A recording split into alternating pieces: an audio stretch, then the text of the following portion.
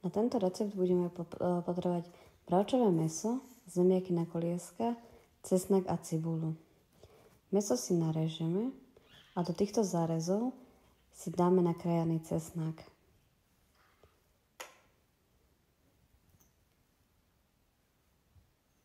Keď si cesnak nám ukladáme, mäso si osolíme, okoreníme, dáme červenú papriku a grilovacie korenie.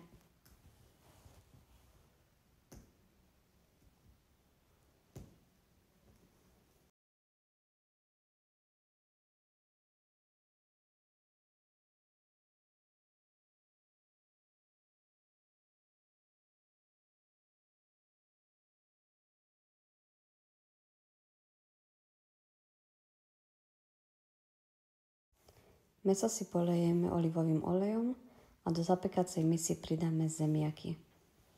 Na zemiaky poukladáme ešte kolieska cibule, osolíme, pokoreníme a zalejeme čistou vodou.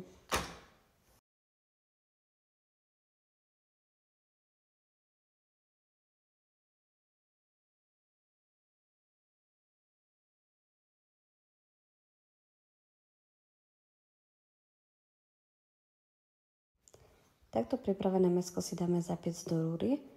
Ja som si dala na horkovzdušný ventilátor, dala som si 190 stupňov a piekla som cca 50 minút. Musíte si pozerať. A počas pečenia určite mäsko podlievať šťavou.